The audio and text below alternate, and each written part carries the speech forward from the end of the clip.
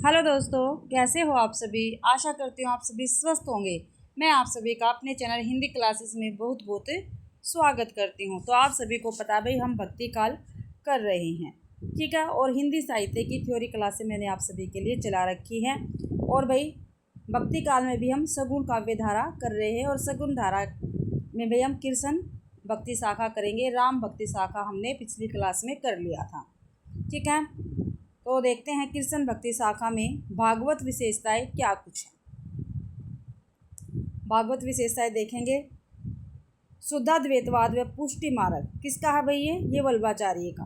तो शुद्धाद्वैतवाद व पुष्टि मार्ग का प्रभाव मध्वाचार्य के द्वैतवाद व निम्बारकाचार्य के द्वैतवाद का भी प्रभाव था भी, ठीक है। भागवत विशेषता में क्या है, जो कृष्ण काव्य शाखा है इसमें शुद्धाद्वैतवाद व पुष्टि मार्ग का प्रभाव था, ठीक है। पुष्टि मार्ग वल्लभाचार्य का था, और इसके अकॉर्डिंग मध्वाचार्य के द्वैतवाद व निम्बारकाचार्य के द्वैतवाद का भी प्रभाव था भी कृष्ण शाखा में। तो लीला में अखंड विश्वास, जो लीला थी उसमें अखंड विश्वास था, ठीक है। भागवत विशेषता है ये। कृष्ण का लोक रंजक स्वरूप व माधुर्य से पूर्ण लीलाओं का चित्रण इस काव्य शाखा में हुआ है, कृष्ण भक्ति शाखा में। वात्सल्य का विशद चित्रण हुआ है भाई। प्रेम की विराट कल्पना संयोग व वियोग दोनों रूपों में की गई है। भ्रमर में मौलिक उद्भावनाएं हैं। युग जीवन से कम संबंध है, ठीक है। युग जीवन जो है इनसे कम संबंध है। जो भी है भाई आपको पता है सभी क्या है, इसमें लीलाएं हैं श्री कृष्ण की, क्योंकि कृष्ण भक्ति शाखा ही हम कर रहे हैं आज। युग जीवन से कम संबंधित है। नारी मुक्ति की प्रस्तावना है, इसमें प्रकृति के साथ रागात्मक संबंध भी इसमें दिखाए गए हैं। तो ये भागवत विशेषताएं थी भी कृष्ण शाखा की, कृष्ण भक्ति शाखा की। एक जो शिल्पगत विशेषताएं हैं वो करेंगे, ठीक है। काव्य में क्या कुछ था, तो काव्य रूप प्राय मुक्तक में लिखे गए कुछ एक प्रबंध थे। शीर्ण किस्म के प्रबंधात्मक के कारण लीला पद की विशिष्ट संज्ञा थी भाई। भाषा ब्रज भाषा का प्रयोग किया गया था भाई काव्य में। छंद कौन कौन से थे इसमें, दोहा, कवित, सवैया आदि, ठीक है। कृष्ण भक्ति शाखा में ये छंद प्रयुक्त हुए हैं, जो इनमें कविताएं रची गई है, ठीक है। उसकी विशेषता ये है भी शिल्पगत विशेषताएं। अलंकार उपमा रूपक उत्प्रेक्षा अलंकारों का इसमें विद्यमान था। प्रतीकों का सफल प्रयोग हुआ है। बिंब का बहुविधि प्रयोग है भाई। प्रमुख तथ्य देख लेते हैं कृष्ण भक्ति शाखा के। प्रमुख तथ्य में क्या है, सर्वप्रथम ऋग्वेद में कृष्ण का उल्लेख मिलता है, ठीक है। प्रमुख तथ्य में क्या है, सर्वप्रथम जो ऋग्वेद है उसमें कृष्ण का उल्लेख मिलता है। ऋग्देव के प्रथम मंडल में कृष्ण का उल्लेख है। क्या भाई, ऋग्वेद के प्रथम मंडल में, ठीक है, प्रथम मंडल में कृष्ण का उल्लेख है। यहाँ पे क्या है बता दिया, यहाँ पे जो ऋग्वेद है, ठीक है, इसमें क्या है कृष्ण का उल्लेख है। और यहाँ पे क्या बताया है, ऋग्वेद के प्रथम मंडल में कृष्ण का उल्लेख है। इसके अतिरिक्त अष्टम व दशम मंडल के कुछ सूक्तों के रचयिता कृष्ण है भी, ठीक है। जो ऋग्वेद है, ठीक है, इसके अष्टम व दशम मंडल के सूक्तों के रचयिता स्वयं कृष्ण को बताया है। 8वें मंडल व 85वें सूक्त के रचयिता के रूप में कृष्ण का उल्लेख है, ठीक है। 8वें मंडल व 85वें सूक्त के रचयिता के रूप में किसका उल्लेख है, कृष्ण का उल्लेख हुआ है ऋग्वेद में भी। आगे है महानारायण उपनिषद में विष्णु का पर्यायवाची वासुदेव है, ठीक है। महानारायण उपनिषद में जो विष्णु है इनका पर्यायवाची क्या है, वासुदेव है। तो पेपर में पूछा जा सकता है कृष्ण का पर्यायवाची, ठीक है, महानारायण उपनिषद में क्या है, तो वासुदेव, आपको ध्यान रखना है। कृष्ण वासुदेव का पर्यायवाची है, ठीक है। जो कृष्ण है ये भी वासुदेव का पर्यायवाची है। कौशितकी ब्राह्मण में अंगिरस ऋषि के शिष्य कृष्ण का वर्ण है, ठीक है। अंगिरस कृष्ण के शिष्य कृष्ण का इसमें वर्ण हुआ कौशितकी ब्राह्मण में भी। कई ग्रंथ हैं। छंदो उपनिषद में भी श्री कृष्ण को अंगिरस का शिष्य माना गया है। जो छंदो उपनिषद है इसमें भी श्री कृष्ण को अंगिरस का ही शिष्य माना गया है। साथ ही कृष्ण को देवकी का पुत्र कहा गया है। आगे डॉक्टर भंडारकर ने सिद्ध किया है कि वैदिक ऋषि कृष्ण का महाभारत के कृष्ण से कोई संबंध नहीं है। जो वैदिक ऋषि श्री कृष्ण है, इसका महाभारत से कोई संबंध नहीं है, डॉक्टर भंडारकर ने सिद्ध किया है। आगे देखते हैं। लोकमान्य तिलक भी आंगिरस कृष्ण और गीता का उपदेश देने वाले महाभारत कालीन कृष्ण को अलग अलग मानते हैं। ठीक है, जो लोकमान्य तिलक है ये भी भाई जो अंगिरस कृष्ण है और गीता का उपदेश देने वाले जो महाभारत कालीन कृष्ण है, इन दोनों को क्या है अलग अलग मानते, इनको एक नहीं मानते। महाभारत में वर्णित कृष्ण का प्रारंभिक रूप सामान्य मानव रूप है, किंतु इस ग्रंथ के परिवर्तित होने के क्रम में कृष्ण परब्रह्मा विष्णु नारायण आदि के प्रतिरूप परम देव के रूप में प्रतिष्ठित हो गए। गीता में कृष्ण के दार्शनिक व्यक्तित्व का पूरी तरह उद्घाटन होता है। जो गीता है इसमें कृष्ण के दार्शनिक व्यक्तित्व का पूरी तरह उद्घाटन होता है। वेदांग ज्ञाता कृष्ण ने व्यवहारिक स्तर पर दर्शन को गीता में पहली बार प्रतिष्ठित किया। वह कृष्ण के परम तत्वदेव का परिचायक है। आगे गोपाल कृष्ण व ब्रजनंदन कृष्ण की लीलाओं का प्रारंभ पुराणों से हुआ। ठीक है, जो गोपाल कृष्ण है और ब्रजनंदन कृष्ण है, इनकी लीलाओं का प्रारंभ कहाँ से हुआ? भी पुराणों से हुआ है। आगे पुराणों ग्रंथों में श्री कृष्ण का आध्यात्मिक रूप भी पूर्ण रूपेण व्यंजित हुआ है। अन्य अवतारों को अंशावतार व श्री कृष्ण को पूर्णा अवतार पहली बार पुराणों में ही कहा गया है। पुराणों में अवतारी भगवान श्री कृष्ण के दो रूप माने गए हैं, ऐश्वर्यमय कृष्ण और माधुर्यमय कृष्ण। भाई जो पुराण है इनमें भाई जो अवतारी कृष्ण है, ठीक है, इसके दो रूप माने गए हैं। कौन कौन से? ऐश्वर्यमय कृष्ण और माधुर्यमय कृष्ण। ठीक है, लोक रक्षक संबंधी लीलाएं ऐश्वर्य रूप के अंतर्गत आती हैं। ठीक है, जो ऐश्वर्य रूप है इसके अंतर्गत भी लोक रक्षक संबंधी लीलाएं आती है जो श्री कृष्ण की है। ठीक है, ऐश्वर्य रूप के अंतर्गत आती है, ध्यान रखना। दो रूप माने गए हैं पुराणों में श्री कृष्ण के, एक ऐश्वर्यमय कृष्ण और दूसरा माधुर्यमय कृष्ण। और जो लोक रक्षक संबंधी जितनी भी लीलाएं हैं ये ऐश्वर्य रूप के अंतर्गत आती है।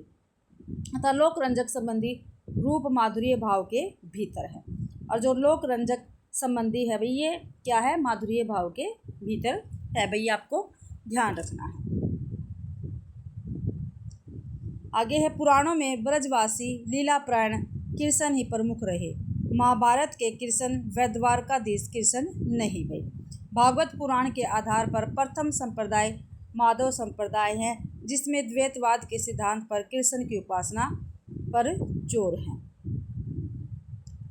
आगे भागवत पुराण में राधा का उल्लेख नहीं मिलता, तथापि उसमें एक कृष्ण की विशेष प्रिय गोपी का उल्लेख अवश्य मिलता है, जिसने पूर्व जन्म में कृष्ण की आराधना की थी। आराधना शब्द से ही राधा की उत्पत्ति प्रतीत होती है। क्या कहा गया? जो भागवत पुराण है इसमें राधा का उल्लेख नहीं है। भाई ठीक है, भागवत पुराण में राधा का उल्लेख नहीं मिलता हमें, तथापि उसमें एक कृष्ण की विशेष प्रिय गोपी, ठीक है, विशेष प्रिय गोपी का उल्लेख अवश्य मिलता है, जिसने पूर्व जन्म में श्री कृष्ण की आराधना की थी। ठीक है, आराधना शब्द से ही राधा की उत्पत्ति प्रतीत होती है। गोपाल तापनी उपनिषद में सर्वप्रथम राधा की चर्चा कृष्ण की प्रेयसी के रूप में मिलती है। ठीक है, राधा की सर्वप्रथम चर्चा कहाँ पे मिली? भी गोपाल तापनी उपनिषद में, ये ध्यान रखना आपको। और इसकी चर्चा कृष्ण की प्रेयसी के रूप में मिलती है। कुछ विद्वान हाल की प्राकृत रचना, ठीक है, हाल की प्राकृत रचना गाथा सतसई से राधा का प्रथम वर्ण मानते हैं। जो हाल है इनकी प्राकृत रचना कौन सी है? गाथा सतसई। भाई ध्यान रखना है, गाथा सतसई किसकी रचना है? हाल की। और कैसी है? प्राकृत रचना। ये इससे राधा का प्रथम वर्णन मानते हैं। भाई संस्कृत साहित्य में सर्वप्रथम कृष्ण के अलौकिक कर्मों का चित्रण असव घोष की रचना बुद्ध चरित्र प्रथम शती ईस्वी में मिलता है। क्या भी संस्कृत साहित्य में सर्वप्रथम कृष्ण के अलौकिक कर्मों का चित्रण असव घोष की रचना बुद्ध चरित्र प्रथम शती ईस्वी में मिलता है। बंगाल के अंतिम शासक राजा लक्ष्मण सेन के सभा कवि जयदेव ने 12 सर्गों में कोमलकांत पदावली में गीत गोविंद की रचना की थी। भाई गीत गोविंद की रचना किसने की थी? जयदेव कवि ने। कितने सर्गों में? 12 सर्गों में की थी, और कोमलकांत पदावली में की थी। आगे देखते हैं। भागवत पुराण का रास शरद रास है। ठीक है, जो भागवत पुराण है इसका रास का क्या नाम है? शरद रास है। लेकिन गीत गोविंद का रास बसंत रास है। भागवत पुराण का रास कैसा? शरद रास है। और जो गीत गोविंद है जयदेव की, इसका रास कैसा है? बसंत रास है भाई, ये आपको ध्यान रखना है। आगे है, संस्कृत में असव घोष कृत बुध चरित्र। बुध चरित्र किसकी रचना है? असव घोष की। जयदत्त कृत गीत गोविंद है। और जयदत्त की कौन सी रचना है? जयदेव की गीत गोविंद। भट्ट नारायण कृत, भट्ट नारायण की कौन सी है? वैनी संहार। रूप गोस्वामी कृत, रूप गोस्वामी की कौन सी रचना है? उज्ज्वल नीलमणि, पेपर में पूछी जाती है ना। और प्राकृत में हाल कृत गाहा सत्सई या गाथा सत्सई। हेमचंद्र कृत प्राकृत व्याकरण व द्वादश काव्य आदि ग्रंथों में कृष्ण का उल्लेख मिलता है। इनका तो कृष्ण का उल्लेख किस किस में मिलता है? असव घोष की बुध चरित्र में, जयदेव की गीत गोविंद में, भट्ट नारायण की वैनी संहार में, रूप गोस्वामी की उज्ज्वल नीलमणि में, प्राकृत की हाल की रचना गाहा सत्सई या इसको गाथा सत्सई भी कहते हैं, इसमें कृष्ण का उल्लेख है। हेमचंद्र की प्राकृत व्याकरण में भी कृष्ण का उल्लेख है। और ध्रुवशय काव्य में भी श्री कृष्ण का उल्लेख है भाई, और ये हेमचंद्र की रचना है। आगे देखते हैं, ये काफ़ी महत्वपूर्ण है भाई नोट। आधुनिक भारतीय भाषाओं में कृष्ण काव्य का आरंभ मैथिली कोकिल विद्यापति से माना जाता है। ठीक है भाई, आधुनिक भारतीय भाषाओं में, ठीक है, श्री कृष्ण का उल्लेख मैथिली कोकिल कौन है? विद्यापति, इनकी कविताओं से माना जाता है। पदावली में राधा कृष्ण की प्रेम लीलाओं का वर्णन है। और पदावली किसकी रचना? विद्यापति की रचना है। महाराष्ट्र के वारकरी महानुभाव वैजय कृष्णी संप्रदायों में भी श्री कृष्ण साहित्य की रचना हुई है। इनमें कुछ कवियों ने अपभ्रंश मिश्रित हिंदी के पद लिखे हैं। निर्गुण व सगुण भाव का मिश्रण है। नामदेव के कुछ पदों में कृष्ण की सगुण भक्ति है भाई। क्या भी महाराष्ट्र के वारकरी महानुभाव वैजय कृष्णी संप्रदाय में कृष्ण भक्त साहित्य की रचना हुई है। और इनके कुछ कवियों ने क्या है? अपभ्रंश मिश्रित हिंदी पद भी लिखे हैं, ध्यान रखना है। आगे है, बंगाल के वैष्णव सहजिया संप्रदाय में भी राधा कृष्ण भक्ति वर्ण है भाई। ठीक है, जो बंगाल के वैष्णव सहजिया संप्रदाय हैं, इसमें भी राधा कृष्ण की भक्ति का वर्णन है। रस वैरती नाम से कृष्ण व राधा का उल्लेख है। ठीक है, रस वैरती नाम से भी राधा और कृष्ण का उल्लेख है, ध्यान रखना है। परक्रिया भाव से राधा की आराधना की जाती है। किसके? परक्रिया भाव से राधा की आराधना की जाती है। यहाँ पे देखते हैं कृष्ण काव्य परंपरा के प्रमुख संप्रदायों का परिचय। ठीक है, जिसमें कृष्ण की क्या है? आराधना की जाती है। कृष्ण काव्य परंपरा के प्रमुख संप्रदाय देख लेते हैं। संप्रदाय दे रखे हैं भाई, फिर उनके प्रवर्तक आचार्य है, फिर दार्शनिक मत है, फिर उनके गुरु है संप्रदायों के, फिर उनका जन्म स्थान है। ठीक है, सनकादि संप्रदाय या निम्बार्क संप्रदाय। ठीक है, सनकादि संप्रदाय या निम्बार्क संप्रदाय, इनके प्रवर्तक कौन है? निम्बार्काचार्य हैं। और इनका जन्म कहाँ पे कब हुआ था? 1114 ईस्वी में, और से लेके 1662 ईस्वी तक ये रहे थे। ठीक है, इनका मत कैसा था? दार्शनिक मत कैसा था? निम्बार्काचार्य का द्वैता द्वैतवाद। और इनके गुरु कौन थे निम्बार्काचार्य के? नारद मुनि थे। ठीक है, और इनका जन्म स्थान कहाँ पे है निम्बार्काचार्य का? निम्बापुर, मैसूर में भी, मैसूर में, निम्बापुर में। रुद्र संप्रदाय, इनके प्रवर्तक कौन है? विष्णु स्वामी या वल्लभाचार्य। प्रवर्तक आचार्य कौन है? रुद्र के, रुद्र संप्रदाय के विष्णु स्वामी या वल्लभाचार्य। और इनका जन्म 1478 से 1530 के बीच माना जाता है। और दार्शनिक मत क्या है? शुद्धाद्वैतवाद है। इनके गुरु कौन है? विष्णु स्वामी। ठीक है, और इनका जन्म स्थान कहाँ है? वल्लभाचार्य का चंपारण। आगे है सखी या हरिदासी संप्रदाय, इनके प्रवर्तक कौन है? स्वामी हरिदास। इनका जन्म 1478 में हुआ था, मृत्यु 1578 में। इनका दार्शनिक मत नहीं दे रखा भाई। इनके गुरु कौन थे? आसधीर थे। ठीक है, आसधीर थे इनके गुरु स्वामी हरिदास के। और इनका जन्म वृंदावन राजपुर में हुआ था। गौड़ीय संप्रदाय, इसके प्रवर्तक कौन है? चैतन्य महाप्रभु। और काफ़ी बार पेपर में आप सभी को पता है संप्रदाय और इनके प्रवर्तक पूछे जाते हैं, तो आपको ध्यान रखना है। गौड़ीय संप्रदाय, इसके प्रवर्तक कौन है? चैतन्य महाप्रभु है। 1486 में जन्म हुआ और 1533 में मृत्यु। अचिंत्य भेदा भेदवाद दर्शन से प्रभावित थे। ठीक है, केशव भारती इनके गुरु है। चैतन्य महाप्रभु के नवद्वीप बंगाल में इनका जन्म हुआ था। राधा वल्लभ हित हरिवंश राय इसके प्रवर्तक रहेंगे, राधा वल्लभ संप्रदाय के। 1502 में इनका जन्म हुआ, 1552 में मृत्यु। ठीक है, दार्शनिक मत नहीं है वे इनका। गोपाल वल्लभ इनके गुरु हैं हित हरिवंश के, और बांदा गांव मथुरा में इनका जन्म हुआ था हित हरिवंश का। अब जो संप्रदाय हमने किए हैं इनके विषय में हम अच्छी प्रकार से देखते हैं। निम्बार्काचार्य, इसको भाई सनकादि संप्रदाय भी कहते हैं। निम्बार्क संप्रदाय को भी सनकादि संप्रदाय भी कहते हैं। ये कृष्ण भक्ति से संबंधित ब्रजमंडल का प्रमुख वैष्णव संप्रदाय है। ठीक है, जो निम्बार्क संप्रदाय या सनकादि संप्रदाय है ये कृष्ण भक्ति से संबंधित है और ब्रजमंडल का वैष्णव संप्रदाय है। ये आपको ध्यान रखना, वैष्णव संप्रदाय है निम्बार्क या सनकादि संप्रदाय, और ब्रजमंडल से संबंधित है और कृष्ण भक्ति से संबंधित है, ध्यान रखना है। इस संप्रदाय के आदि उपदेष्टा श्री हंस भगवान हैं। इस संप्रदाय के भी आदि उपदेष्टा कौन है? श्री हंस भगवान है। निम्बार्क तक यह क्रम इस प्रकार है: श्री हंस भगवान, सनकादि, नारद मुनि, फिर आचार्य निम्बार्क। ठीक है, तो आपको क्रम ध्यान रखना है। जो सनकादि या निम्बार्क संप्रदाय है इसका क्रम है, पहले श्री हंस भगवान आएंगे, फिर उसके बाद सनकादि आएंगे, फिर नारद मुनि आएंगे और फिर आचार्य निम्बार्क। यानी आचार्य निम्बार्क के गुरु कौन है? नारद मुनि। नारद मुनि के कौन है? सनकादि। और सनकादि के कौन गुरु है? श्री हंस भगवान। ऐसे इनका क्रम चलेगा। आचार्य निम्बार्क, नारद मुनि को इनका गुरु माना जाता है। शेषावस्था में इनका नाम नियमानंद था भाई। ठीक है, जो शेषावस्था थी उसमें निम्बार्काचार्य का क्या नाम बताया गया है? नियमानंद। आरुणि भी इनका एक नाम है। जो आरुणि है ये भी इनका एक नाम है। ब्रह्मसूत्रों के व्याख्याता बादरायण व्यास को निम्बार्क का समकालीन माना जाता है, हालांकि डॉक्टर भंडारकर इसे स्वीकार नहीं करते।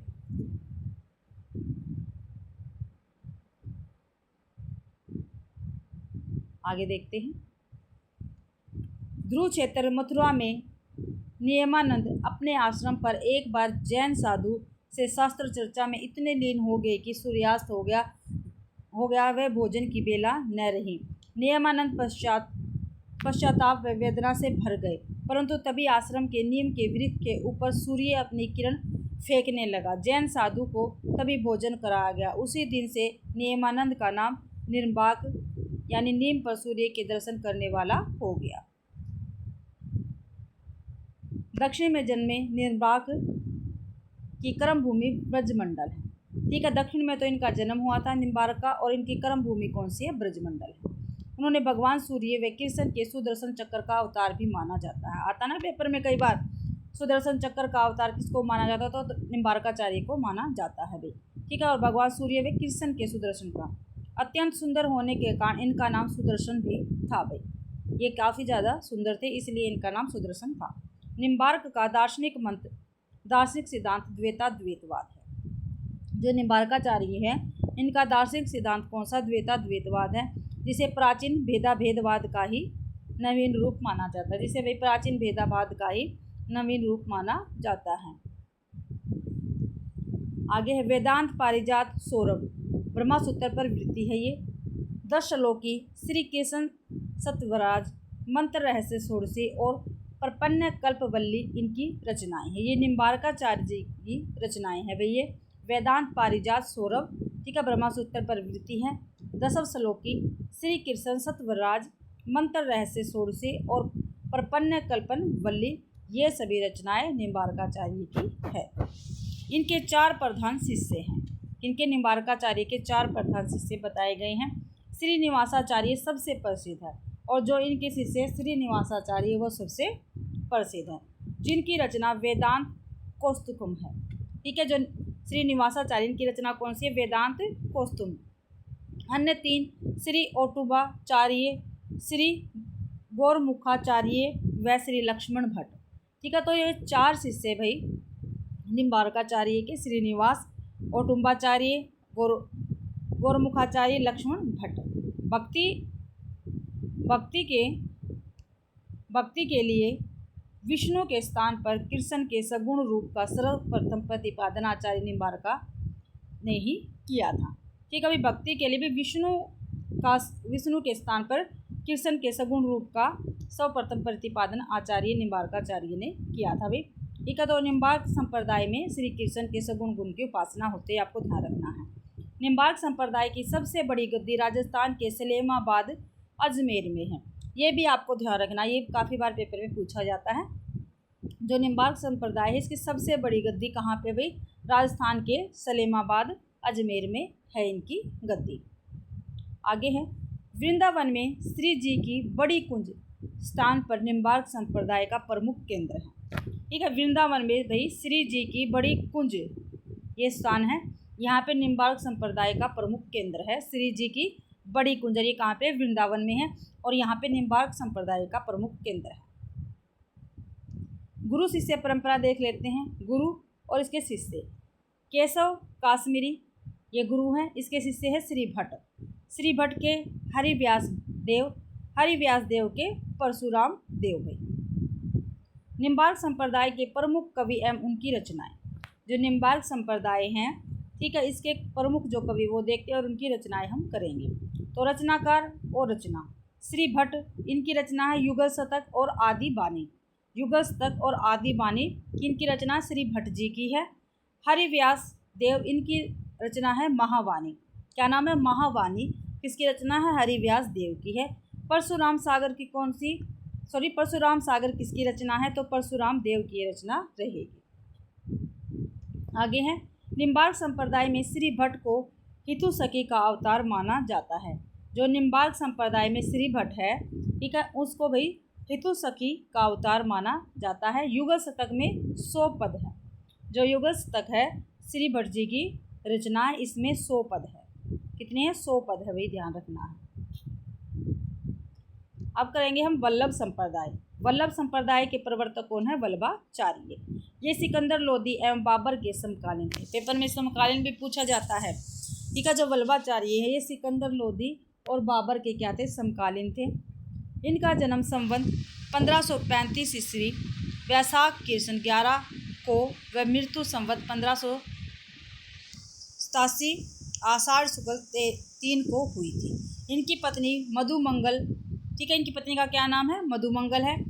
वह 2 पुत्र गोपीनाथ तथा विठलनाथ थे। इनका जो वल्लभाचार्य है, ठीक है, ये सिकंदर लोदी और बाबर के समकालीन है। ठीक है, इनकी पत्नी का नाम मधुमंगल था। वल्लभाचार्य की पत्नी का क्या नाम था? मधुमंगल। और इनके 2 पुत्र थे, गोपीनाथ और विठलनाथ। विठलनाथ को तो आप सभी जानते हैं। ठीक है, 1565 ईस्वी में भाई विठलनाथ ने ही अष्टशाप की स्थापना की थी। 4 अपने पिता वल्लभाचार्य के शिष्य लेकर। ठीक है, और जो वल्लभाचार्य, इनका जन्म 1535 में हुआ था। कब हुआ था? वैशाख कृष्ण था और उसकी 11 तिथि थी, इसको इनका जन्म हुआ था। और जो वल्लभाचार्य की मृत्यु संवत 1587 आषाढ़ शुक्ल की 3 को इनकी मृत्यु हो गई थी। आगे देखते हैं, इन्होंने सगुण को ब्रह्मा का असली परमार्थिक रूप बताया है और निर्गुण को उसका संत तिरोहित रूप कहा है। सगुण को तो वल्लभाचार्य ने क्या कहा? ब्रह्मा का असली परमार्थिक रूप यही है। लेकिन निर्गुण को क्या उसका असतः है या भी अंशतः है भाई, बिल्कुल अंश मात्र तिरोहित रूप कहाँ है निर्गुण को भाई? वल्लभाचार्य ने, ध्यान रखना है। वल्लभाचार्य ने पुष्टि मार्ग का प्रवर्तन किया है। ठीक है, जो वल्लभाचार्य है उन्होंने पुष्टि मार्ग का प्रवर्तन कहा है। पुष्टि यानी पोषण का अर्थ है। ठीक है, पुष्टि का अर्थ क्या है? काफ़ी बार पेपर में पूछा गया, भगवान की कृपा या अनुग्रह। पुष्टि का क्या अर्थ है भाई? ठीक है, भगवान की कृपा या अनुग्रह। भगवान के अनुग्रह से ही जीव की प्रवृत्ति प्रेम लक्षणा भक्ति की ओर होती है। भाई भगवान के अनुग्रह से ही जीव की प्रवृत्ति प्रेम लक्षणा भक्ति की ओर होती है, ये हमें ध्यान रखना है।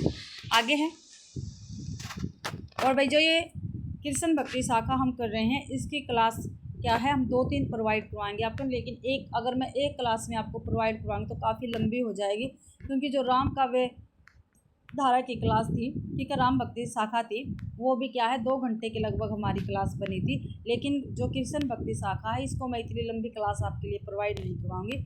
ज़्यादा से ज़्यादा 1 घंटे की क्लास आपको मिलेगी, चाहे 2 क्लास में हो चाहे 3 क्लास में हमारी कृष्ण शाखा कंप्लीट हो, मैं आपको कंप्लीट बिल्कुल करवा के दूँगी भी ये क्लास। और सुबह 6:15 आपको क्लास मिल जाती है। एक दिन क्लास मिलेगी आपको चैप्टर वाइज जो PYQ करवा रही हूँ मैं उसकी, और एक दिन आपको क्लास मिलेगी ये हिंदी साहित्य की थ्योरी क्लास। ठीक है, तो हम डे वाइज, जैसे एक दिन हमने चैप्टर वाइज PYQ कर लिए तो अगले दिन हम क्या करेंगे, थ्योरी क्लासें करेंगे। तो हम ऐसे ही आगे अपनी क्लासें देंगे। और जो भाई संडे है उसको हम स्पेशल हिंदी व्याकरण के लिए मैंने आपके लिए क्लास रखी है। संडे को हम हिंदी व्याकरण की क्लास आपको प्रोवाइड करवाते हैं भाई, और हर एक क्लास में हिंदी व्याकरण का एक चैप्टर आपको मिल जाएगा। ठीक है, PYQ के साथ। तो पोषण के भाव को स्पष्ट करने के लिए भक्ति के 2 रूप बताए गए हैं। ठीक है, जो भी पुष्टि है यानी पोषण है, इसको स्पष्ट करने के लिए भक्ति के 2 रूप बताए हैं। कौन कौन से? एक तो साधन रूप और दूसरा साध्य रूप। साधन रूप पहला और दूसरा साध्य रूप। साधन रूप में भक्त को प्रयत्न करना होता है। जो साधन रूप है भाई, ठीक है, इसमें क्या, जो भक्त होता है उसको प्रयत्न करना होता है। परंतु साध्य रूप में भक्त सब कुछ विसर्जित करके भगवान की शरण में आ जाता है। और जो साध्य रूप होता है इसमें भक्त जो है अपना सब कुछ विसर्जित यानी छोड़ छाड़ के भगवान की शरण में आ जाता है। ये आपको ध्यान रखना है। पुष्टि मार्गीय भक्ति में प्रभु अपने भक्त का स्वयं ध्यान रखते हैं। जो पुष्टि मार्गीय भक्ति है इसमें जो प्रभु है वो अपने भक्त का स्वयं ध्यान रखते हैं। इन्होंने जीव 3 प्रकार के माने हैं। ठीक है, जो वल्लभाचार्य इन्होंने जीव 3 प्रकार के माने हैं। पुष्टि जीव, मर्यादा जीव, प्रवाह जीव। काफ़ी बार पेपर में पूछे गए हैं इन्होंने कौन से जीव माने हैं। ठीक है, पुष्टि जीव जो भगवान का अनुग्रह व नित्य लीला में प्रवेश करता है उसको क्या कहते हैं, पुष्टि जीव कहते हैं। जो भगवान का अनुग्रह व नित्य लीला में प्रवेश करता है वो क्या होता है, पुष्टि जीव। मर्यादा जीव क्या है, जो वेदों का अनुसरण व स्वर्ग की प्राप्ति करता है वो होता है मर्यादा जीव। ठीक है, वेदों का अनुसरण करेगा और स्वर्ग की प्राप्ति करेगा उसको क्या कहेंगे, मर्यादा जीव कहेंगे। प्रवाह जीव क्या होता है, जो सांसारिक सुख भोग में लिप्त रहता है। क्या भी सांसारिक सुख भोग में लिप्त रहता है उसको क्या कहेंगे, प्रवाह जीव कहेंगे हम। आगे पुष्टि मार्गीय भक्ति को रागानुगा भक्ति कहते हैं। जो पुष्टि मार्गीय भक्ति इसको रागानुगा भक्ति कहते हैं। इसके 2 भाग है। ठीक है, पुष्टि मार्ग भक्ति यानी रागानुगा के 2 भाग बताए गए हैं, काम रूपा व संबंध रूपा। ठीक है, पहला है काम रूपा और दूसरा है संबंध रूपा। इनकी रचना इस प्रकार है। ठीक है, इनकी रचना किस प्रकार है देख लेते हैं। पूर्व मीमांसा भाष, ठीक है, ये वल्लभाचार्य जो है इनकी रचनाएं हैं। पूर्व मीमांसा भाष इसका थोड़ा सा अंश मिलता है। ठीक है, जो पूर्व मीमांसा भाष्य है वल्लभाचार्य की रचना, इनका क्या हमें थोड़ा सा अंश ही मिलता है। उत्तर मीमांसा या ब्रह्मसूत्र भाष्य, उत्तर मीमांसा या ब्रह्मसूत्र भाष्य, इसमें प्रसिद्ध नाम अनुभाष्य है। ठीक है, इसका प्रसिद्ध नाम क्या है, अनुभाष्य है। उत्तर मीमांसा या ब्रह्मसूत्र भाष्य का क्या नाम है, प्रसिद्ध नाम अनुभाष्य है। ये रचनाएं किसके, वल्लभाचार्य की रचनाएं हम कर रहे हैं, ध्यान रखना आपको। आचार्य द्वारा प्रतिपादित शुद्धाद्वैतवाद का यह प्रधान दार्शनिक ग्रंथ है। ठीक है, शुद्धाद्वैतवाद का क्या है, ये प्रधान दार्शनिक ग्रंथ है भाई। इस ग्रंथ के अंत में 1.5 अध्याय विट्ठलनाथ ने लिखकर इसे पूरा किया है। जो अनुभाष्य है या उत्तर मीमांसा या ब्रह्मसूत्र, ठीक है, इसको क्या हम दार्शनिक ग्रंथ मानते हैं शुद्धाद्वैतवाद का। और इसके जो अंत के 1.5 अध्याय थे, ठीक है, अंत के 1.5 अध्याय उसको किसने पूरा किया, विट्ठलनाथ ने पूरा किया है। आगे श्रीमद् भागवत की सूक्ष्म टीका, ये भी वल्लभाचार्य की रचना है। श्रीमद् भागवत की सूक्ष्म टीका, यह क्या अनुपलब्ध है, ये हमारे पास भी उपलब्ध नहीं है। सुबोधनी टीका, इसका कुछ अंश मिलता है। सुबोधनी टीका इसका क्या कुछ अंश ही हमें मिलता है। तत्वदीप निबंध, ये भी वल्लभाचार्य की ही रचना है। आगे 16 छोटे छोटे प्रकरण ग्रंथ, पुष्टि प्रभाव मर्यादा, इनमें प्रसिद्ध ग्रंथ है। ठीक है, 16 छोटे छोटे प्रकरण ग्रंथ भी इन्होंने लिखे हैं वल्लभाचार्य में। इसमें पुष्टि प्रभाव मर्यादा जो है ग्रंथ, इसमें सबसे प्रसिद्ध है। जो 16 छोटे छोटे प्रकरण है इसमें भी पुष्टि प्रभाव मर्यादा जो ग्रंथ है इनमें से सबसे प्रसिद्ध है, जिसे मूलचंद तुलसीदास तेलीवाला ने संपादित किया।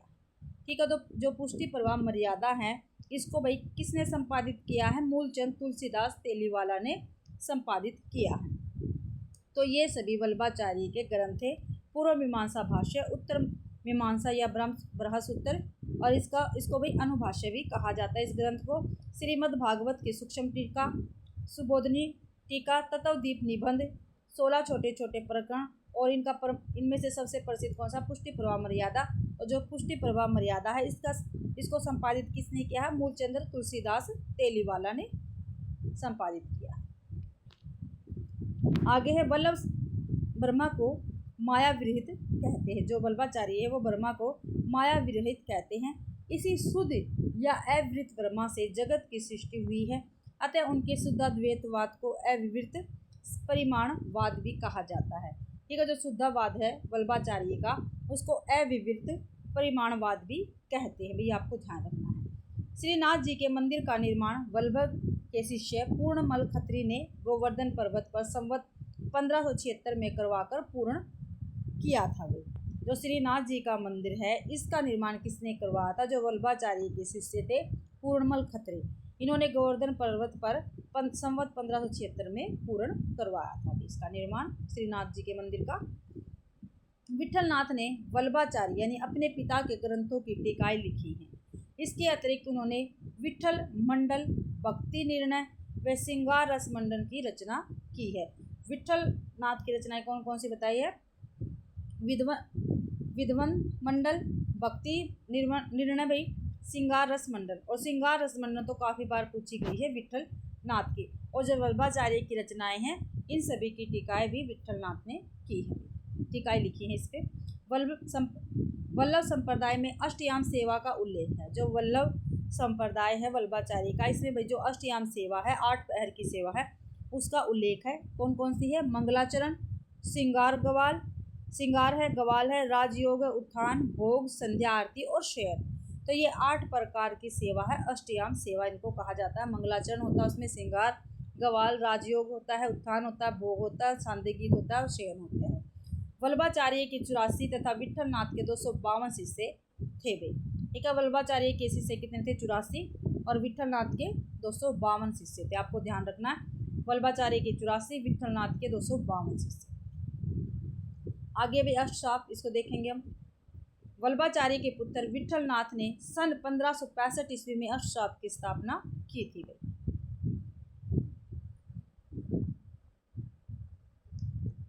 आगे देखते हैं।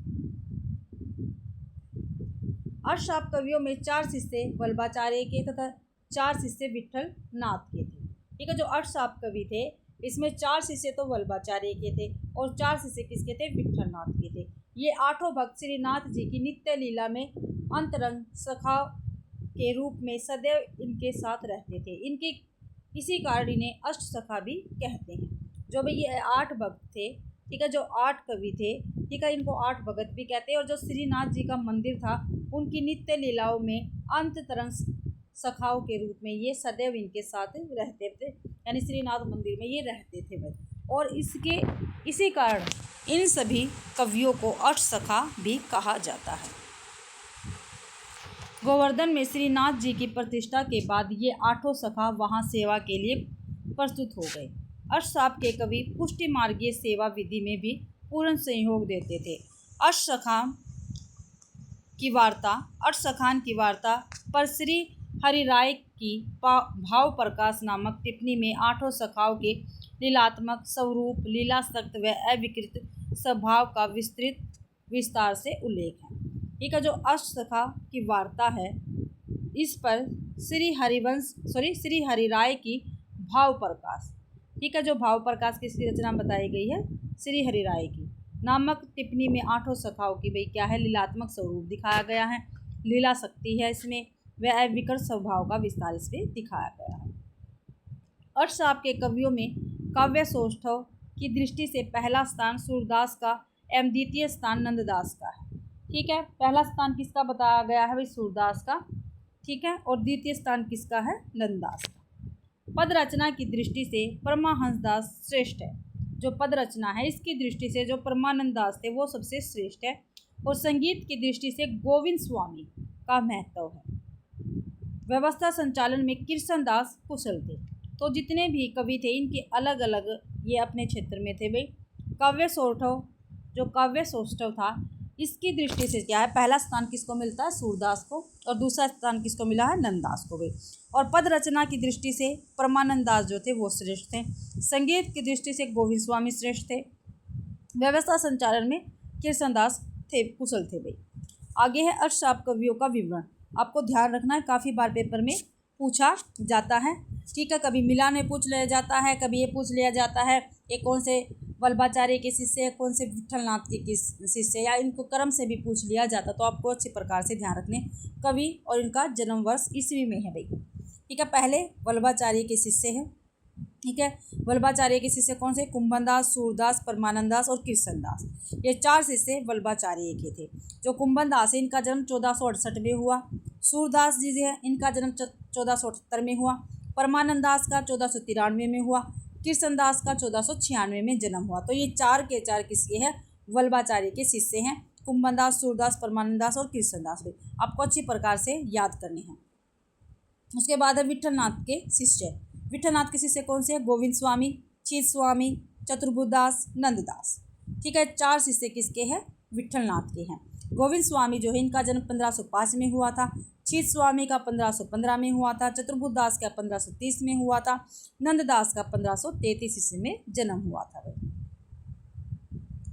आगे हैं कुंभनदास।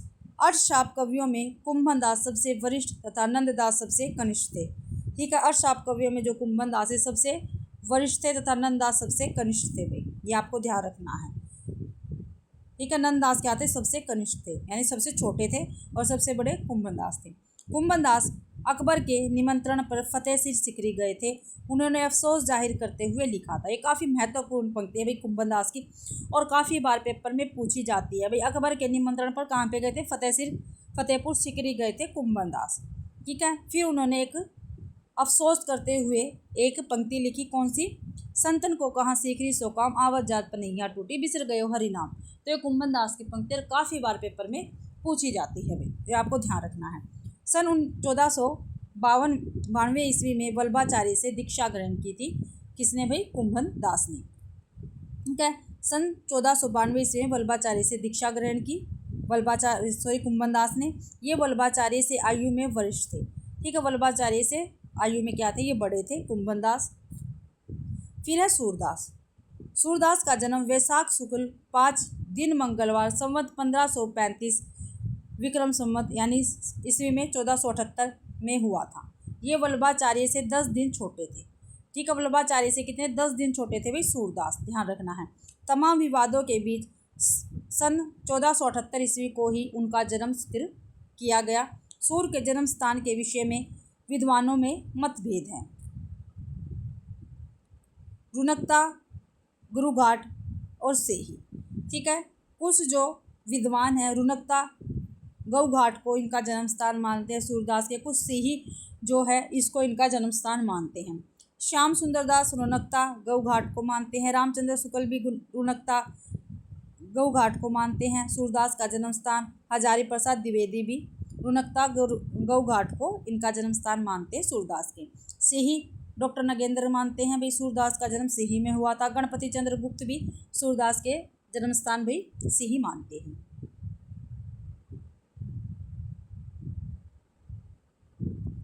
आगे है भक्तमाल, नाभादास द्वारा रचित है। 84 वैष्णव की वार्ता गोकुलनाथ की है। वल्लभ दिग्विजय, ये यदुनाथ की रचना है। आदि में सूर्य के विषय में जानकारी मिलती है, ठीक है। जो भक्तमाल है 84 वैष्णव की वार्ता है। वल्लभ दिग्विजय है, इसमें क्या है, सूर्य के विषय में जानकारी हमें मिलती है, यानी सूरदास जी के विषय में हमें जानकारी मिलती है। लेकिन ये रचनाएं आपके लिए काफ़ी महत्वपूर्ण है, पेपर में अक्सर पूछी जाती है। ये भी आती है 84 वैष्णव की वार्ता किसकी है, गोकुलनाथ की। 252 वैष्णव की वार्ता भी किसकी है, गोकुलनाथ की। और गोकुलनाथ कौन है, विट्ठलनाथ के पुत्र है, ठीक है, ध्यान रखना है। और वल्लभाचार्य के पुत्र है भी, ठीक है। नाभादास की कौन सी रचना, भक्तमाल। और यदुनाथ की कौन सी है, वल्लभ दिग्विजय। शुक्ल जी ने 84 वैष्णव की वार्ता के आधार पर संवत 1580 में सूरदास के वल्लभाचार्य का शिष्यत्व ग्रहण करने का समय बताया है, ठीक है। अभी 84 वैष्णव की वार्ता में शुक्ल जी ने भी के आधार पर संवत 1580 में सूरदास के वल्लभाचार्य के शिष्यत्व ग्रहण किया था भाई, यानी शिष्य बने थे सूरदास वल्लभाचार्य के संवत 1580। सूरदास चंद्र सरोवर के समीप पारसोली गांव में रहते थे। जो सूरदास थे चंद्र सरोवर के समीप पारसोली गांव में रहते थे, जहां सन 1583 में उनका देहावसान हो गया था। विठलनाथ ने उनकी मृत्यु पर कहा है, और ये काफ़ी बार पंक्तियाँ पूछी गई है, ये किसने किसकी मृत्यु पर कहा है। पुष्टि मार्ग को जहाज जाता सो जाको कछु लेना हो सो लेना ले गई। क्या भाई, पुष्टि मार्ग को जहाज जाता है सो जाको कछु लेना हो सो ले। तो ये किसने कहा? विठलनाथ ने कहा है सूरदास की मृत्यु पर। भाई ये आपको ध्यान रखना है बिल्कुल अच्छे प्रकार से, पेपर में काफ़ी बार पूछा जाता है। वल्लभाचार्य को सूरदास ने प्रभु हो से पतिन को टीको। क्या भी? प्रभु हो से पतिन को टीको, हो हरि सब पत्निन को नायक पद सुनाए थे। जो वल्लभाचार्य है इन्होंने सूरदास को प्रभु हो से पतिन कोटि को, हो हरि सब पतिन को नायक ये पद सुनाए थे वे वल्लभाचार्य ने सूरदास को। इन विनय व दैन्य आदि के पदों को सुनकर आचार्य ने उन्हें डांटते हुए कहा था। ठीक है, सूरदास ने भी वल्लभाचार्य के ये पद सुनाए थे वे। ठीक है, कौन से? प्रभु हो से पतिन कोटि को, हो हरि सब पत्नियों को नायक ये भाई पतिनन को नायक। तो ये पंक्तियाँ भी किसके? सूरदास की। आपको ध्यान रखना, पेपर में पूछी जाती हैं। तो भाई आचार्य ने, जो वल्लभाचार्य थे, इन्होंने सूरदास को डांटते हुए कहा, सूर है कि ऐसो गिघ्यात काहे हो को हो कछु भगवत लीला वर्ण करो। भाई सूर है कि ऐसो गिघ्यात काहे को हो कुछ भगवत लीला वर्णन करो। भाई तो ये वल्लभाचार्य ने सूरदास जी को कहा था। इसके बाद सूर ने भगवत लीला का वर्णन किया। भाई सूरदास श्रीनाथ मंदिर में भजन कीर्तन करते थे। जो सूरदास थे वो श्रीनाथ जी के मंदिर में क्या करते थे? भजन कीर्तन करते थे। क्या पता कितनी बार पेपर में पूछा गया है। श्री कृष्णदास से मतभेद के बाद उन्होंने मंदिर छोड़ दिया था। आईने अकबरी व मुशियात अबुल फजल में सूरदास का उल्लेख मिलता है। ठीक है, आईने अकबरी में भी सूरदास का उल्लेख है, मुंशियात अबुल फजल में भी सूरदास का उल्लेख किया गया, परंतु शुक्ल जी ने इनमें उल्लेखित सूरदास को अष्टसाप कवि सूरदास नहीं माना। लेकिन सूरदास ने भी जो अष्टसाप में उल्लेखित सूरदास है ये नहीं माना है इनको। सूरदास की 25 रचनाएं मानी जाती हैं। जो सूरदास इनकी 25 रचनाएं मानी जाती है, इनमें से अधिकांश विद्वान ने सूरसागर, सूरसारावली व साहित्य लहरी को ही प्रमाणित माना गया है। कहा जाता है ना भी सूरदास की 3 रचनाएं क्या है? प्रमाणिक है। कौन कौन सी? सूरसागर, सूरसारावली व साहित्य लहरी। सूरदास की रचनाओं का सर्वप्रथम संपादन राग कल्पद्रुम नाम से कलकत्ता में सन 1841 ईस्वी में किया था। ठीक है, हुआ था भाई। सूरसारावली को सूरसागर की विशेष सूची माना जाता है। जो सूरसारावली है सूरदास की, इसको सूरसागर की विशेष सूची माना जाता है। सूरसारावली में 1107 छंद है। कितने हैं भी? 1107 छंद है। काफ़ी बार पेपर में पूछा गया सूरसारावली में। इसमें संसार को होली का रूपक मानकर रचना की गई है। सूरसारावली में भी संसार को होली का रूपक मानकर रचना की गई है। इस पंक्ति में सूर ने अपनी आयु का जिक्र किया है। ठीक है, सूरसारावली में एक पंक्ति है, उसमें क्या सूर ने अपनी आयु का जिक्र किया है। गुरु प्रसाद होती है दर्शन सरहट बरसन परवीन। ये पंक्ति किसकी है? सूरदास की। भी ध्यान रखना, सूरसारावली से ये ली गई है। साहित्य लहरी में सुप्रसिद्ध 108 दृष्टिकूट पद है। इसमें अर्थगोपन शैली क्या है? इसमें अर्थगोपन शैली में राधा कृष्ण की लीलाओं का वर्णन है। अर्थगोपन शैली में क्या है? राधा और कृष्ण की लीलाओं का वर्णन किया गया है साहित्य लहरी में भी। ठीक है, 108 दृष्टिकूट पद है। साथ ही अलंकार व नायिका भेद वर्णन भी है। ठीक है, और अलंकार व नायिका भेद भी साहित्य लहरी में है भी सूरदास की। साहित्य लहरी का रचनाकार सूर ने इस प्रकार व्यक्त किया है। ठीक है, साहित्य लहरी का रचनाकार सूर ने इस प्रकार व्यक्त किया है। साहित्य लहरी का रचनाकार है। मुनि मुनि रसन के रस लेख दसन गोरी नंद को लिखी सबुल संत बेग। इसके अनुसार साहित्य लहरी संवत 1607 यानी 1550 ईस्वी में समाप्त हुई थी। साहित्य लहरी के अंत में एक पद में सूरदास ने अपनी वंश परंपरा बताई है। ठीक है, वंश परंपरा भी सूरदास ने बताई भी साहित्य लहरी में भी। उस पद के अनुसार सूर पृथ्वीरासों के कवि चंद्रबरदाई के वंशज ब्रह्मा भट्ट थे भी। ठीक है, वंशज थे भी चंद्रबरदाई के ब्रह्मा भट्ट सूर। कृष्ण भक्तों में सूरदास को उद्धव का अवतार कहा जाता है। ठीक है भाई, कृष्ण भक्तों में जो सूरदास जी हैं इनको उद्धव का अवतार माना जाता है। मिश्र बंधु रामचंद्र शुक्ल, नंद दुलारे वाजपेयी, दीनदयालु गुप्त आदि ने सुर सारावली व साहित्य लहरी को प्रमाणिक माना है तथा ब्रजेश वर्मा व बच्चन सिंह ने अप्रमाणिक माना है। तो यहाँ पे भी मतभेद है। ठीक है, दो रचनाएं हैं सूरदास की जिसको काफ़ी विद्वानों ने प्रमाणिक माना है, काफ़ी ने क्या है अप्रमाणिक माना है। तो प्रमाणिक किस किस ने माना है? सुर सागर व साहित्य लहरी को मिश्र बंधु ने प्रमाणिक माना, रामचंद्र शुक्ल जी ने, नंद दुलारे वाजपेयी ने प्रमाणिक माना, दीनदयाल गुप्त ने भी प्रमाणिक माना है। और अप्रमाणिक किसने माना है? ब्रजेश ने, ब्रजेश वर्मा ने और बच्चन सिंह ने। आगे देखते हैं जो सूर सागर रचना, इसके विषय में देखते हैं किसकी है ये भी बताओ। ये सूरदास जी की ही रचना रहेगी। सूर सागर देखते हैं, ये सूरदास जी की रचना है। यह ग्रंथ सूरदास की अमर कीर्ति का आधार है। ठीक है, अमर कीर्ति का आधार कौन सा? सूरदास जी की सूर सागर। भागवत पुराण इसका उपजीव है। ठीक है, जो सूर सागर है इसका भागवत पुराण क्या है? उपजीव्य है। ध्यान रखना है, भागवत पुराण के समान इसमें 12 स्कंध है। कितने स्कंध है भाई? स्कंध है 12 स्कंध है, यानी श्रीमद् भागवत के ही अनुसार इसमें भी 12 स्कंध है सूर सागर में। इसमें कुल 4936 पद है। सूर सागर में कितने पद है? 4936 पद। इसकी 100 से अधिक प्रतिलिपियां मिलती हैं। जो सूर सागर, इसकी 100 से अधिक प्रतिलिपियां मिलती हैं, जिनका काल संवत 1685 से लेकर 19वीं शताब्दी तक है भाई। इसकी प्राचीनतम प्रतिलिपि नाथ द्वारा मेवाड़ के सरस्वती भंडार में है। सूर सागर के 12 स्कंदों का संक्षिप्त परिचय हम देखते हैं। ठीक, और पेपर में आपको पता है इनमें से पूछा जाता है। पहले स्कंद में मुख्यतः विनय के पद हैं। क्या है भी? पहले स्कंद में विनय के पद है तथा दूसरे में भक्ति संबंधी पदों का आधिक्य है। दूसरे से 8वें स्कंद तक विष्णु अवतार व अन्य पौराणिक कथाओं का वर्णन है। दूसरे से 8वें स्कंद में क्या है भी? विष्णु अवतार व अन्य पौराणिक कथाएं, इनका वर्णन है। 9वें स्कंद में राम अवतार कथा है। जो 9वां स्कंद है इसमें राम अवतार कथा वर्णित है। इस पर वाल्मीकि रामायण का प्रभाव है। इसमें सूर ने नवीन उद्भावनाएं भी की है। ये 9वें स्कंद में है।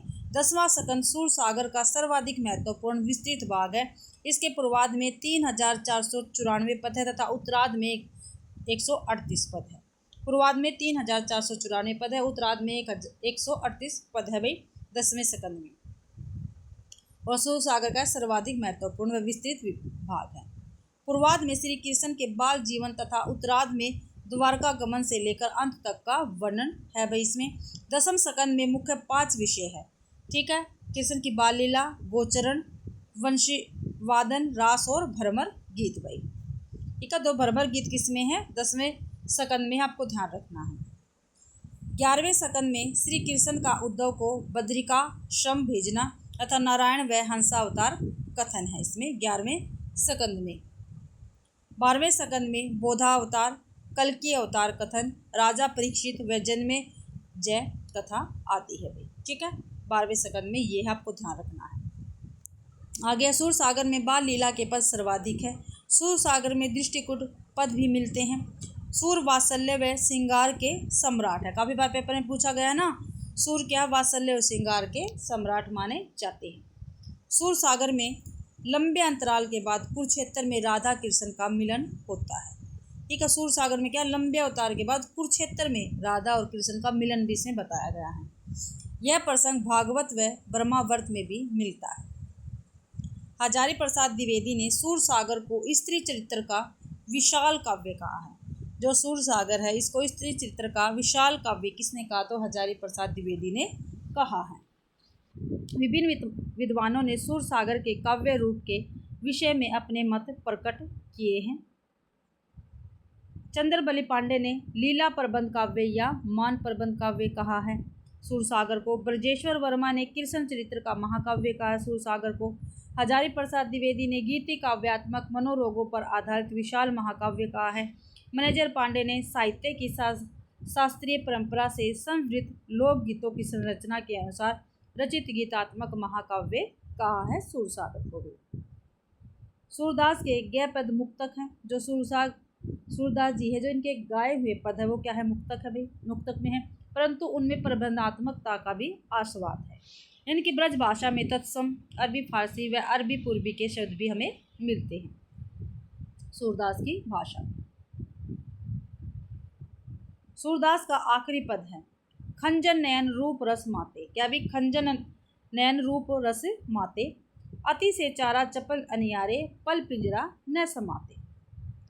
आगे वल्लभाचार्य मुख्यतः बाल कृष्ण के उपासक थे। वल्लभाचार्य जो थे वो मुख्यतः बाल कृष्ण के उपासक थे। उन्होंने सूर व परमानंद दास को बाल कृष्ण संबंधी पद गाने को कहा था। वल्लभ संप्रदाय में आज भी मंदिरों में बाल कृष्ण की पूजा होती है। ठीक है, तो वल्लभ संप्रदाय में किसकी पूजा होती है, बाल कृष्ण की पूजा होती है। वल्लभ ने अपने ग्रंथों में राधा का उल्लेख नहीं किया है, पर विठल नाथ ने पूजा पद्धति में युगलोपासना का समावेश, सूरदास के माधुर्य भाव के पद इन्हीं से प्रभावित है। सूरदास की भक्ति है वो देखते हैं भाई सूरदास जी की भक्ति कैसी थी।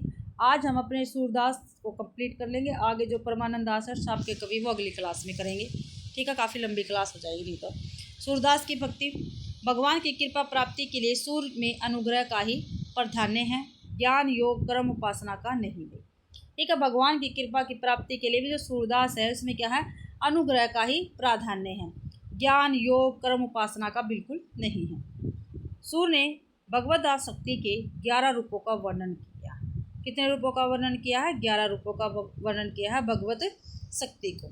नारद भक्ति सूत्र 82 में इसी प्रेम रूपा भक्ति में वर्णित 11 आसक्तियाँ इस प्रकार है।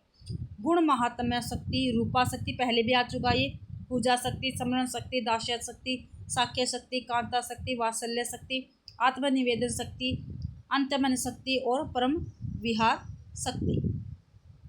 सूर में सख्य, वात्सल्य, रूप, क्रांत व तन्मन्य आसक्ति की प्रधानता है। सूर सागर में सख्य भक्ति के 2 रूपों का वर्णन हमें मिलता है। किसमें भी, सूर सागर में। पहले रूप में गोप व ग्वालों के साथ कृष्ण का सखा रूप में विवरण, यहाँ कोई ऊंच नीच नहीं, अटूट प्रेम बंधन है।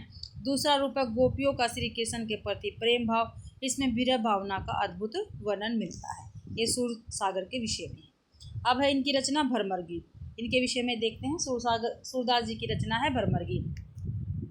सर्वप्रथम भागवत पुराण के 10वें स्कंद के 47वें अध्याय के 12 से 21वें श्लोक में भ्रमर गीत का प्रसंग मिलता है। ठीक है, सर्वप्रथम भाई भागवत जो पुराण है इसके 10वें स्कंद में पूछा जाता है ना, भ्रमर गीत का उल्लेख 10वें स्कंद में और 47वें अध्याय में है। 12 से 21 श्लोक जो है इनमें क्या है, भ्रमर गीत का हमें प्रसंग मिलता है। भ्रमर को माध्यम बनाकर गोपियों की आत्माभिव्यक्ति के गीत गाए गए हैं भाई। ठीक है, भ्रमर को क्या है, माध्यम बनाया है और गोपियों को वो जो गोपियाँ हैं इनकी आत्माभिव्यक्ति के गीत इसमें गाए गए हैं। हिंदी में भ्रमर गीत काव्य की परंपरा सूरदास से शुरू मानी जाती है। ठीक है, जो भ्रमर गीत काव्य की परंपरा है ये सूरदास से ही मानी जाती है। सूर सागर में 3 भ्रमर गीतों की योजना है। जो सूर सागर इसमें 3 भ्रमर गीतों की योजना है। प्रथम भ्रमर पद संख्या 4078 से लेकर 4770 तक प्रमुख है। शेष 2 भ्रमर पद संख्या 4711 से 4712 व 4713 कथात्मक है। भ्रमर सूर के भ्रमर गीत को वियोग श्रृंगार का शिखर माना जाता है। ठीक है, जो सूरदास जी है इनकी रचना जो भ्रमर गीत है इनको वियोग श्रृंगार का शिखर माना जाता है। वियोग श्रृंगार का शिखर माना गया है वे भ्रमर गीत को, ध्यान रखना है। भ्रमर गीत में परम विरह शक्ति का गहरा समावेश है। ठीक है, भ्रमर गीत में क्या, परम विरह शक्ति का गहरा समावेश है। परमा शक्ति में विरह की स्वीकृति अशाप से प्रारंभ होती है। प्रेमानंद व कुंभन दास ने भी इस विषय पर पद लिखे हैं।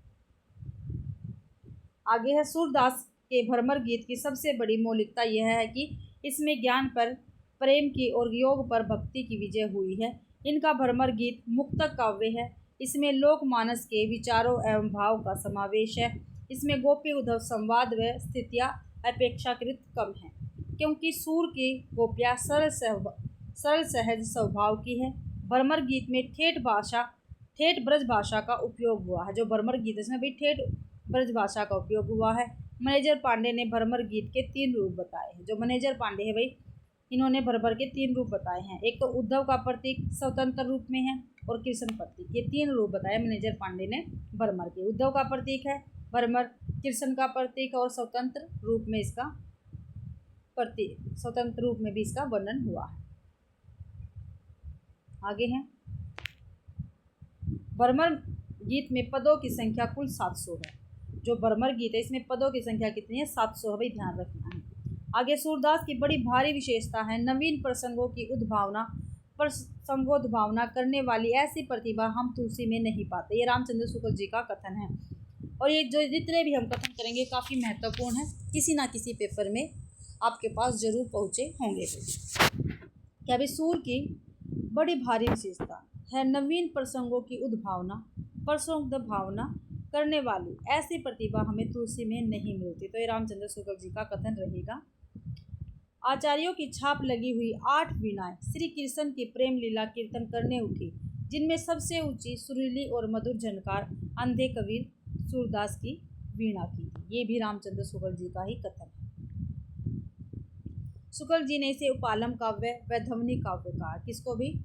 भ्रमर गीत को उपालम काव्य कहा है शुक्ल जी ने और ध्वनि काव्य भी कहा है भ्रमर गीत को। मैनेजर पांडन ने भ्रमर के 3 अर्थ बताए हैं, कृष्ण का प्रतीक, उद्धव का प्रतीक व स्वतंत्र रूप। मैनेजर पांडे, नंद दुलारे वाजपेयी व विजेंद्र स्नातक ने भ्रमर गीत यानी गोपी चरित्र को दुखांत काव्य भी कहा है। दुखांत काव्य किस किसने कहा भाई? भ्रमर गीत को मैनेजर पांडे ने, नंद दुलारे वाजपेयी ने और विजेंद्र स्नातक ने। भ्रमर गीत में अनुयोक्ति और वक्रोक्तियों की भरमार है। ठीक है, जो भ्रमर गीत है इसमें अनुयोक्ति है और वक्रोक्ति है भाई, और इनकी क्या है? भरमार है, काफ़ी ज़्यादा है ये।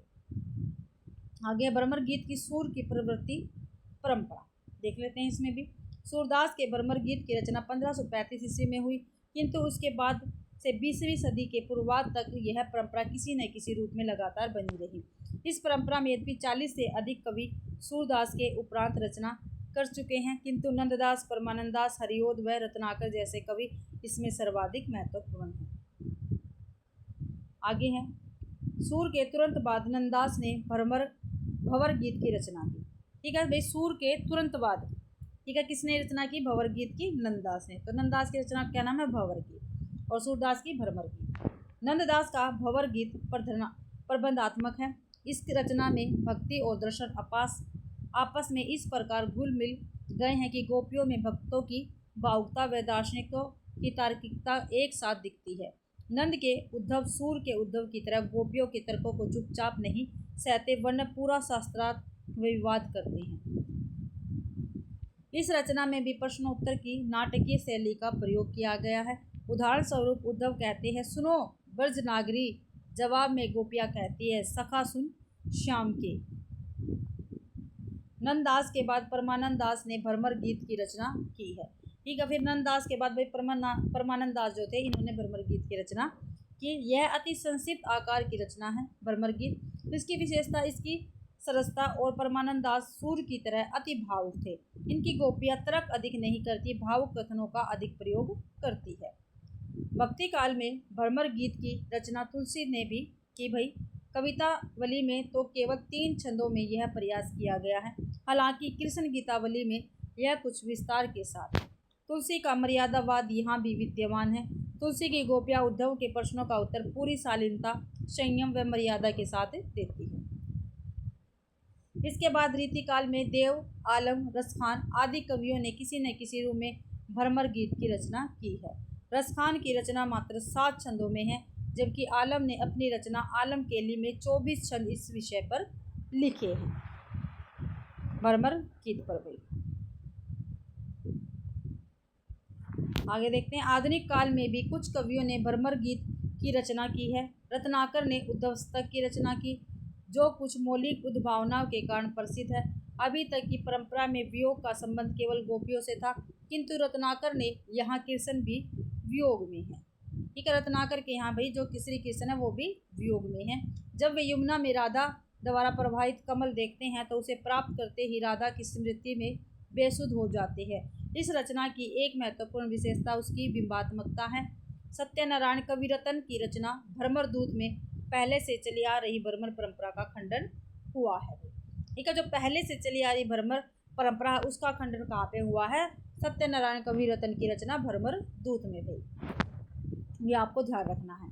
इसमें यशोदा के रूप में भारत माता का चित्रण हुआ है, जो भंवर भंवरे के माध्यम से कृष्ण रूपी देशभक्तों को संदेश पहुंचाती है।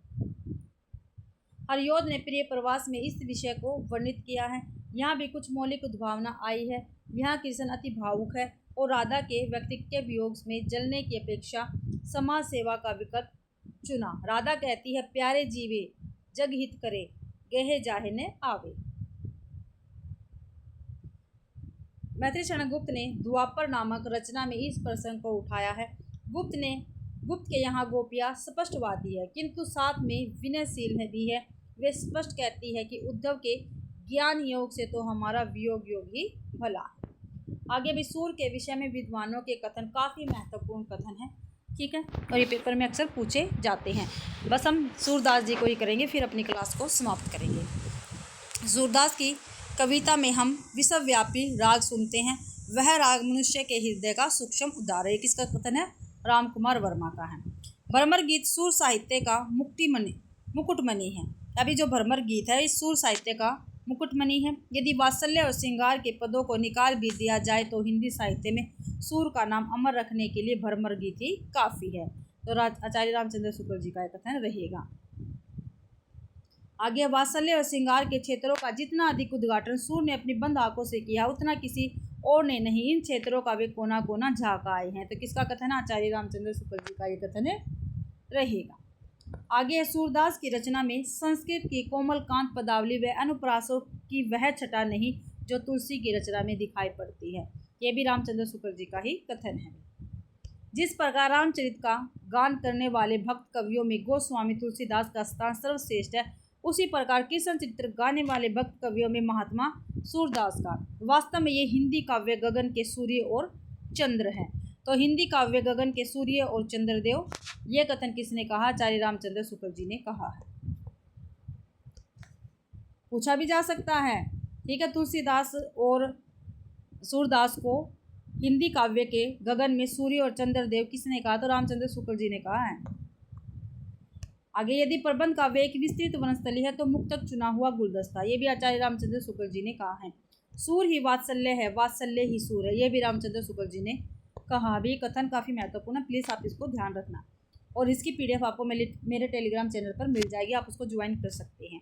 वस्तुतः सूरदास ही ब्रज भाषा के प्रथम कवि है और लीला गान का महान समुद्र सूर सागर ही उनका प्रथम काव्य है। ये हजारी प्रसाद द्विवेदी जी का कथन रहेगा। भाई आगे देखिए, इस पेज पे भाई इनके कथन ही है, ठीक है, कथन हम करेंगे और काफ़ी महत्वपूर्ण है। सूरदास की वर्णन की हुई श्री कृष्ण की बाल लीला को बड़े बड़े सहृदयों तक ने इस प्रकार समझा मानो वे सब स्वभावोक्ति के उत्तम उदाहरण है। नहीं, वे स्वभोक्ति के स्वाभाविकता के उदाहरण नहीं है, वे उससे बड़ी चीज़ है। ये हजारी प्रसाद द्विवेदी जी का कथन है सूरदास जी के विषय में। हमारे जाने हुए साहित्य में इतनी तत्परता, मनोहारिता और सरसता के साथ लिखी हुई बाल लीला अलभ्य है। ये किसका है कथन? हजारी प्रसाद द्विवेदी का सूरदास के विषय में। सूरदास ने राधिका और श्री कृष्ण के प्रेम का एक ऐसा संपूर्ण चित्रण खींचा है जो गीति काव्यों के भीतर से महाकाव्य के रूप में प्रकट हुआ है। ये भी हजारी प्रसाद द्विवेदी जी का ही कथन है। पूर्व राग की वह व्याकुल वेदना सूर सागर में नहीं मिलेगी जो चंडीदास या विद्यापति की पदावली में प्राप्त है, परंतु इसमें एक विशेष प्रकार की वेदना जो सूरदास की अपनी ही विशेषता है। ये भी हजारी प्रसाद द्विवेदी का कथन है। सूरदास जब अपने प्रिय विषय का वर्णन शुरू करते हैं तो मानो अलंकार शास्त्र हाथ जोड़कर उनके पीछे पीछे दौड़ा करता है। उपमाओं की बाढ़ आ जाती है, रूपकों की वर्षा होने लगती है, संगीत के प्रवाह में कभी स्वयं बह जाता है, वह अपने को भूल जाता है। ये भी हजारी प्रसाद द्विवेदी जी का कथन और काफ़ी महत्वपूर्ण कथन है कि आप तक कितनी बार पेपर में पूछा गया है। आगे है, सूरसागर में परंपरा और लोक जीवन में कृष्ण कथा को ग्रहण सूरदास ने अपनी कार्यत्री प्रतिभा के सहारे उसका नया रूप निर्मित किया है। ये मैनेजर पांडे का कथन है भक्ति आंदोलन और सूरदास के काव्य से। आगे, सूरदास निश्चय ही वात्सल्य के रस सिद्ध कवि हैं। वात्सल्य भाव से जुड़ी अनेक प्रकार की अनुभूतियाँ और संवेदनाओं के चित्रण में सूर की सृजनात्मक कल्पना का प्रमाण मिलता है। ये मैनेजर पांडे का कथन है भक्ति आंदोलन और सूरदास काव्य। आगे, सूर के संयोग चित्रों में राधा कृष्ण के शरीर, प्राण, मन और आत्मा की एकता का वर्णन है। ये मैनेजर पांडे ने कहा। ये भक्ति आंदोलन सूरदास के काव्य से वर्णित है। आगे, सूरदास कालिदास की तरह मानवीय प्रेम और सौंदर्य के कलाकार कवि हैं। उनकी रचना के अधिकांश उपादान परंपरा और लोक जीवन के हैं, लेकिन कृति की रचना दृष्टि सूर की अपनी है। तो ये मैनेजर पांडे ने का कथन है और भक्ति आंदोलन और सूरदास के काव्य में से लिया गया है। आगे, सूर का भ्रमर गीत वियोग श्रृंगार का सर्वोच्च शिखर है। क्या भाई, सूर का जो भ्रमर गीत है वह वियोग श्रृंगार का सर्वोच्च शिखर है। विरह की इतनी वैविध्यपूर्ण मानसिक दशाएं शायद ही कहीं मिले। पूरा भ्रमर गीत वक्रोक्तियों से भरा पड़ा है। ये डॉक्टर बच्चन सिंह का कथन है। आगे, भ्रमर गीत के बहाने निर्गुण उपासना की धज्जियां उड़ाने में सूर ने कोई कसर नहीं उठा रखी है। डॉक्टर बच्चन सिंह का एक कथन है। आगे, मुझे ऐसा लगता है कि यह पूरी की पूरी साहित्य लहरी संदेहास्पद रचना है। एक तो सूर सागर के विद्यार्थियों को यही विश्वास करने में कठिनता मालूम होती है कि सूरदास जैसा सहज भक्त अलंकार और नायिका भेद के प्रदर्शन में कैसे उलझ पड़ा। दूसरे 109वें पद में ग्रंथ की तिथि और समाप्ति का निर्देश कर चुकने के बाद वह अपनी जाति और वंश का उल्लेख क्यों करने लगेगा। ये हजारी प्रसाद द्विवेदी का ही कथन है। आगे है,